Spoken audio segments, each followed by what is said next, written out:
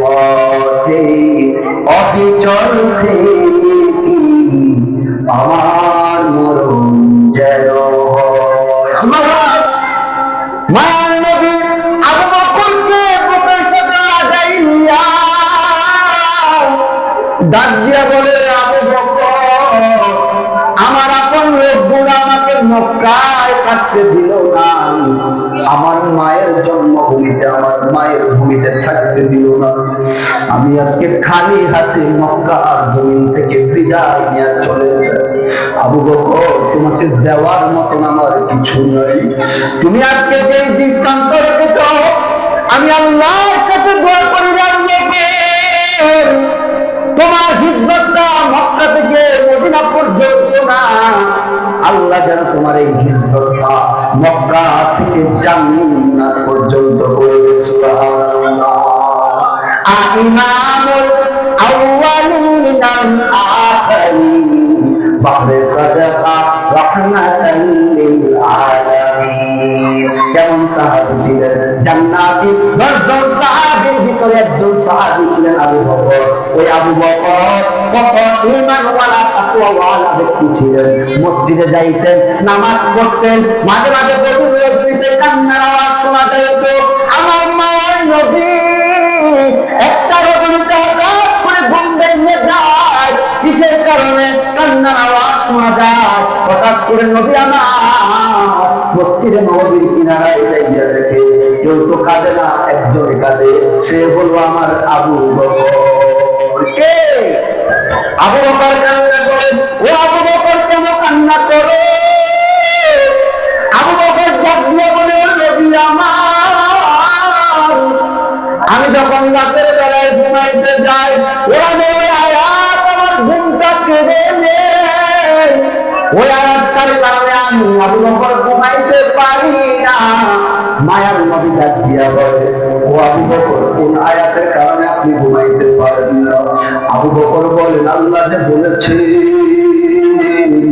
ইন্নাল্লাহা আশতারা মিনাল মুমিনিনা আনফুসাহুম ওয়া আমওয়ালাহুম বিআন্না লাহুমুল জান্নাহ। আমার আল্লাহ যে বলেছে, ও দুনিয়ার মানুষ মুমিন, তোমাদের সাথে আমি একটা ব্যবসা করব। কি করবো? ব্যবসা করবো। কিসের ব্যবসা? আমার আল্লাহ বলছেন, ও বান্দা, তোমার জান ও মাল আমাকে দাও, আর বিনিময়ে আমি আল্লাহ আমার জান্নাত তোমাকে দিয়ে দেব। সুবহানাল্লাহ। ও পয়গম্বর, এই আয়াতটা আমাকে কান্না করে, যেখানে আল্লাহ বলেছেন আমার জান আমার মাল ক্রয় করে নিয়েছেন, কিন্তু আল্লাহর রাসূল আমার বড় ভয়। আজ থেকে কয়েকদিন আগে আমার কাপড়ের ব্যবসা আছে, আমার কাপড়ের দোকান থেকে একজন মহিলা এসে একটা কাপড় পছন্দ করে নিয়ে গিয়েছিল। কয়েকদিন পরে হঠাৎ ওই মহিলা এসে হাজির। ডাক দিয়া বলে, আবু বকর, আজ থেকে কয়েকদিন আগে আপনার দোকান থেকে এই কাপড়টা নিয়েছিলাম, এই কারণে ফেরত দিবেন? বলে, পছন্দ হয় নাই, এই জন্য ফেরত দিয়ে দিব।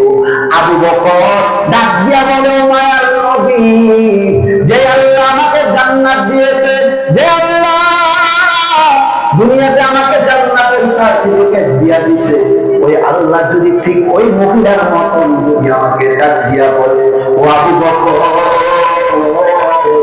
দুনিয়াতে আমি তোমার জান্নাত দিয়েছিলাম, আজকে জামিয়া দিয়ে আবু বকর আমি তো বলেছিলাম তোমার জান ও মালটা আমাকে দিবা।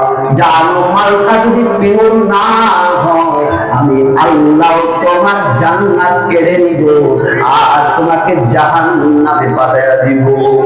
এজন্য আল্লাহ জানা যায়, ও দুনিয়ার মানুষ, কেমন একজন সাহাবী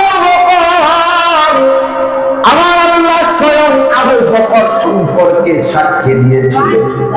একদিন মায়ার নবীকে ইহুদি গালি দিচ্ছেন, পাশ দিয়ে আমার মায়ার নবীর সাহাবী আবু বকর হাঁটতেছিলেন।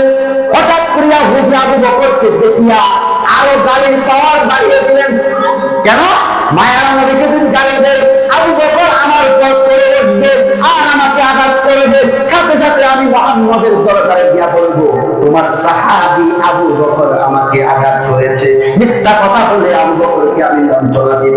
ঠিক তেমনি ভাবে আবু বকরের সামনে মায়ার নবী দাঁড়িয়ে যায়, আর সাথে সাথে আবু বকর দেরি না করিয়া ওই ইহুদির গালের মধ্যে একটা থাপ্পড় লাগাইয়া দিছে। সঙ্গে সঙ্গে ইহুদি বলে আমি সফল হয়ে গেলাম, কারণ চক্রান্ত যেটা করেছিলাম সেটাই হয়ে গেল। সঙ্গে সঙ্গে ইহুদি পয়গম্বরের দরবারে হাজির হয়ে বলে ইয়া রাসূলুল্লাহ ইয়া হাবিবাল্লাহ, আপনি যে সাহাবী সম্পর্কে বলেছেন ওই সাহাবী গুণওয়ালা, আপনার একজন জলিল সাহাবী, ওই সাহাবী কোনোদিন কাউকে মারে না, কিন্তু আজকে দেখা যায় আপনার সাহাবী আমাকে একটা থাপ্পড় মেরেছে বিনা কারণে। সঙ্গে সঙ্গে খবর পাঠানো নয় আবু বকরকে ডাকে, আবু বকরকে হাজির করা হলো। আবু বকর আপনি কি ইহুদিকে মেরেছেন? আবু বকর বলেন আমি হ্যাঁ মেরেছি। তবে কিসের কারণে মেরেছেন? বলে ও পয়গম্বর, ও যদি আজকে ইহুদি কইয়া আমার মাকে গালি দিত আমি তাকে কিছুই বলতাম না, সে যদি ইহুদি কইয়া আমার বাবাকে গালি দিত আমি তারে কিছুই বলতাম না, কিন্তু আমার মায়ার নবীর শান নিয়া, আমার মায়ার নবীর মান নিয়া গালি দিয়েছে, এই জন্য আমি আর সহ্য করতে পারি না। কি করতে পারি না? নবীর মায়া কত মহব্বত, শুধুমাত্র তাই নয়, রাসূলের মায়া, রাসূলের ভালোবাসা এমন তো কম ছিল না সাহাবায়ে কেরামদের কাছে। এমন একজন সাহাবী আফ্রিকার জঙ্গল থেকে আনতো বিলাল, ওই বিলাল হঠাৎ করে রাসূলের দরবারে এসে কালিমা পড়ে মুসলমান হয়ে যায়, আর পাপিষ্ঠ উমাইয়ার বাড়িতে দাসত্বের জীবন পরিচালনা করে। একদিন উমাইয়া তাকাইয়া দেখে বিলালের জবান নাড়াইয়া দাঁড়াইয়া কি যেন পড়ে, বিলালকে ডাক দিয়া বলে ও বিলাল তুমি কি পুরো জবান নাড়াইয়া ডাক দিয়া বিলাল বলে আমি আহাদ আহাদ আহাদ নামের জিকির করি। কার নামে? আহাদ নামের জিকির করি। বলে এই আহাদটাকে, বলে এই আহাদটা হলে তুমি উমাইয়ার যে বানাইছে, আমি বিলালের যে বানাইছে আমি সেই মালিকের নাম জপি। কার নাম? ওই মালিকের নাম জপি। বলে ও বিলাল তুমি ওই আল্লাহর ইবাদত ছেড়ে দাও, ওই আল্লাহর ইবাদত করা যাবে না, ওই আল্লাহর জিকির করা যাবে না। মুহাম্মাদের সাহাবী বিলাল ডাক দিয়া বলে ও উমাইয়া আমাকে তুমি যতই নিষেধ করবা আমি ততই কিন্তু আল্লাহ নামের জিকির করতে মজা পাই। ইমানের পথে অবিচল থেকে আমার মরণ যেন কোরআনের পথে অবিচল থেকে আমার মরণ যেন তোমারই কাছে মিনতি আমার, তোমারই কাছে মিনতি আমার, ও দয়াময় কোরআন। বিলালের ইমানের পাওয়ার বেড়ে গেল। উমাইয়া যত নির্যাতন করে বিলালকে বলে এই বিলাল তোর আল্লাহর ইবাদত বাদ দিয়া দেয়, কিন্তু দেখা যায় বিলালের ইমানের পাওয়ার বেড়েই গেল। জোয়ারের পানি বাদ দিলে যেমন জোয়ারের কি বেড়ে যায়, স্পিড বেড়ে যায়, ইমানের আঘাত করলে ইমানদারের পাওয়ার বেড়ে যায়। কথা ঠিক কিনা? এই জমিনে আপনার মাকে গালি দিলে সহ্য করবো, বাবাকে গালি দিলে সহ্য করবো, তবে আমার নবীর বিরুদ্ধে কথা বলা যাবে কোন আইন বাউল ফাউল আমার আল্লাহর বিরুদ্ধে কথা বলবে এই জমিনে তাদেরকে থাকতে দেওয়া হবে? কথা বলেন নাই কেন?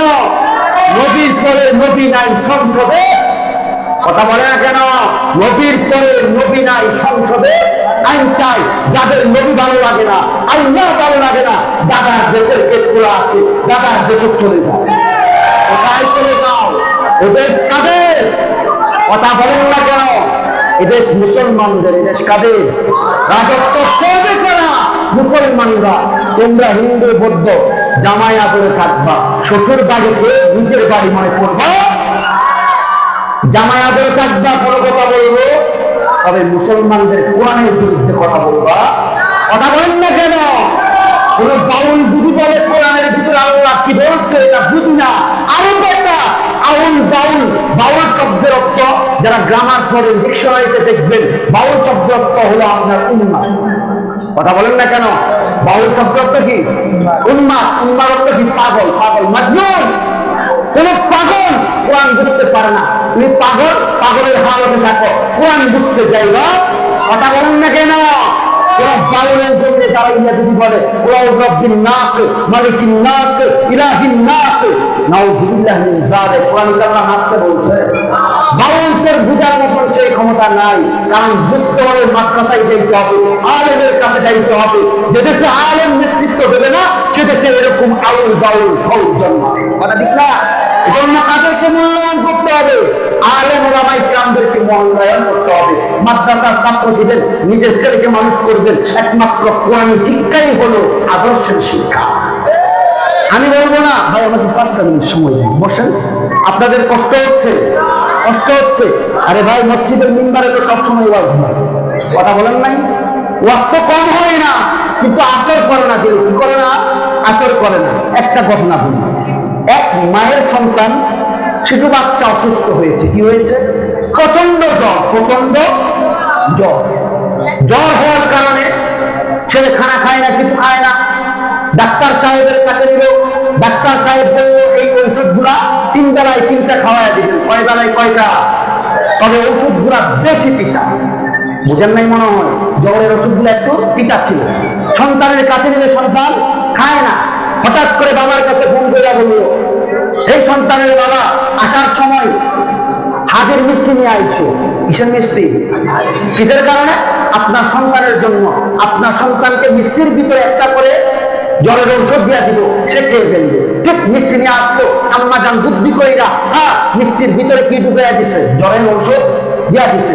মনে করছে সন্তান খুব মজা কইরা খাইবে। মা দিয়া পালাইয়া যায়, মা দিয়া সইরা যায়। সইরা গিয়া একদিন পর জিজ্ঞাসা করলো, ও সন্তান আমার, তুমি কি মিষ্টিগুলা খাইছো? বলে মা মিষ্টি কি ফালাইবার জিনিস? হ্যাঁ দেখেন না শুক্রবার দিন জুমার দিন দেখা যায় মিষ্টি লইয়া যুদ্ধ করে। 100 টাকার জুলা দেওয়া যায়, 10 টাকা দিয়া যুদ্ধ করে। আছে নাই? মিষ্টি কি ফালাইবার জিনিস?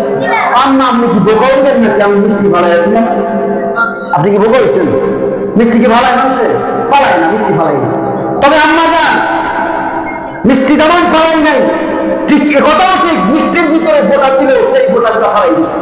আম্মা জান মাথায় হাত দিয়ে বলে, বাবা এজন্যই তো তোর জ্বর আসমান বড়ি হয়ে যাচ্ছে, সূর্যের তাপের থেকেও বেশি বেড়ে যাচ্ছে। ঠিক তেমন ভাবে এই জমিনের ভিতরে আলোচনা হয়, ওয়াজ শুনি, কম হয় না, হিদায়াত হয় না। কারণ 1 নাম্বার হলো ভিতরে তাকওয়া নাই। কি নাই? তাকওয়া নাই। নামাজ পড়ি, নামাজ আমাকে সুদের গুনাহ থেকে ফিরায় না।